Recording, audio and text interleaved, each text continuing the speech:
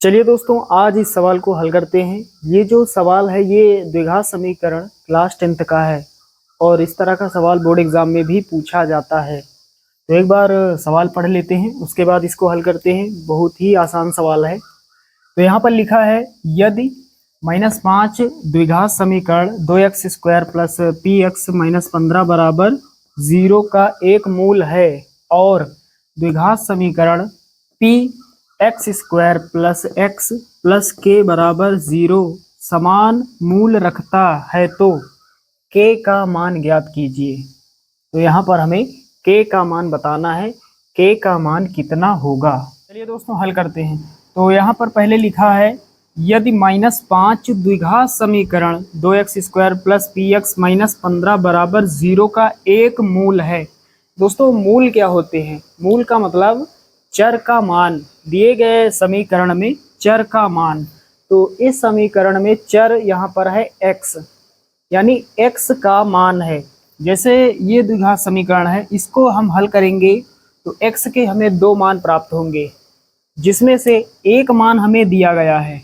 ये जो मूल है ये x का मान है, एक मान दिया गया है -5। तो यहाँ पर लिखेंगे समीकरण 2x² प्लस px -15 बराबर 0। ये द्विघात समीकरण हमें दिया गया है। यहाँ लिखा है -5 इस द्विघात समीकरण का एक मूल है, यानी x का एक मान -5 है। तो x बराबर कितना रखेंगे? -5। x बराबर -5 रखने पर, चलिए अब इस समीकरण में x के स्थान पर -5 रख देते हैं। तो पहले 2 लिखेंगे और यहाँ पर x² है तो x का मान कितना? -5। ऊपर स्क्वायर लगा देंगे और यहाँ दोनों के बीच में गुणा का साइन है तो पहले से ही गुणा का साइन लगा लेते हैं। Plus p into x, p गुणा x, x का मान कितना? -5। फिर -15 बराबर कितना? 0। चलिए आगे हल करते हैं। तो साथियों, यहाँ पर माइनस लगा है, ऊपर पावर में सम संख्या है तो माइनस का स्क्वायर करेंगे, माइनस का 2 बार गुणा करेंगे, प्लस होगा। तो जब घात सम संख्या हो तो माइनस को हटा देते हैं। तो अब बचेगा 5, 5 का स्क्वायर 25। तो यहाँ पर लिखेंगे 2 गुणा 5 का स्क्वायर 25। यहाँ पर माइनस गुणा प्लस माइनस होता है। 5 का गुणा p से होगा, 5p हो जाएगा।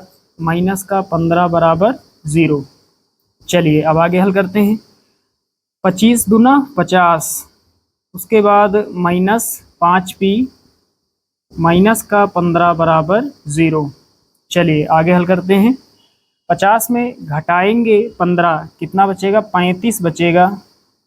दोस्तों, माइनस का 5p इधर है, बराबर किस तरफ? माइनस का 5p है, बराबर की उस तरफ ये प्लस का 5p हो जाएगा। बराबर किस तरफ आएगा? प्लस का 5p हो जाएगा। 5 के 5, 5 सत्ते 35। तो p को पहले लिखेंगे, p बराबर कितना बचा? 7। तो p का मान हमने कितना निकाला? 7।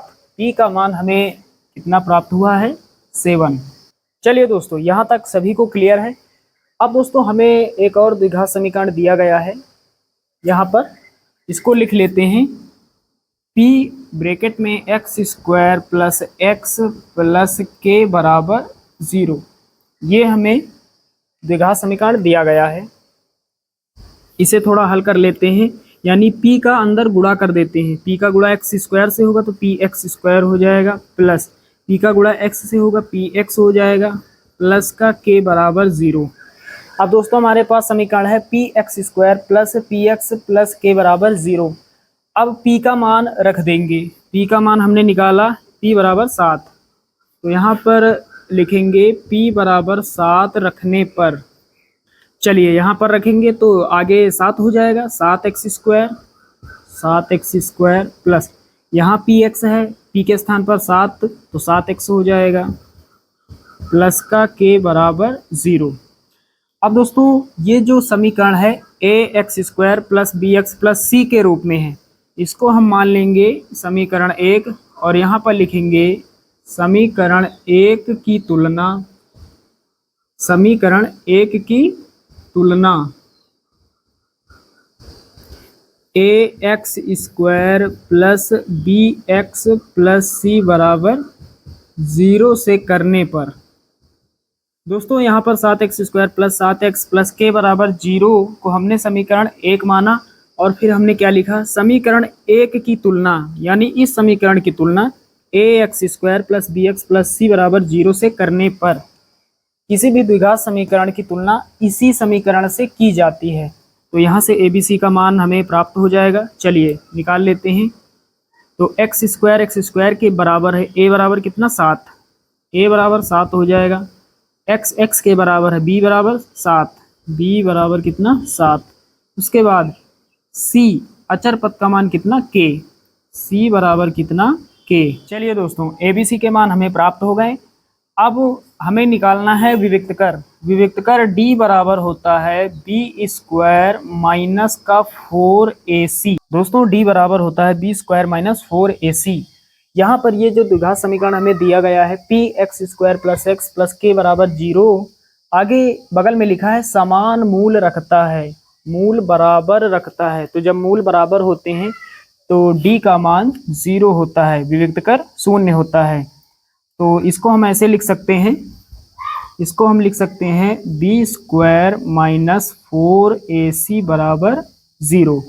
0 किसके स्थान पर है, विविक्तकर के स्थान पर, d के स्थान पर हमने रख दिया 0, क्योंकि लिखा है द्विघात समीकरण px² प्लस x प्लस के बराबर 0 के मूल जो है वो समान है, मूल समान मूल रखता है, ऐसा लिखा है। चलिए यहाँ पर सभी मान रख देते हैं।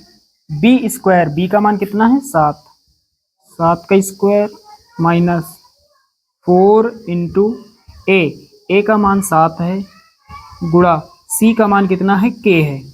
चलिए अब यहाँ हल कर लेते हैं। तो 7 का स्क्वायर 49 होगा, 49 माइनस लगाएंगे, उसके बाद 4 गुणा 7 गुणा के, 7 चौके 28, 28 के हो जाएगा, 28 के बराबर कितना 0।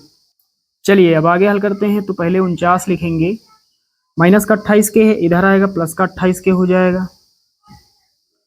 अब दोस्तों इधर के साथ ये गुणा में है, इधर भाग करेगा, इधर 28 49 के नीचे हो जाएगा, 49/28 बराबर के। तो के बराबर कितना हो जाएगा, 7 से दोनों संख्याएं कट जाएंगी, 7 से काट देंगे, 7 चौके 28, 7 सत्ते 49, तो 7/4 हमें के का मान यहाँ बताना है और के का मान हमने निकाल लिया है। के बराबर कितना 7/4।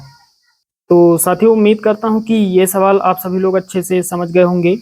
चलिए दोस्तों मिलते हैं अगले वीडियो में, तब तक के लिए जय हिंद।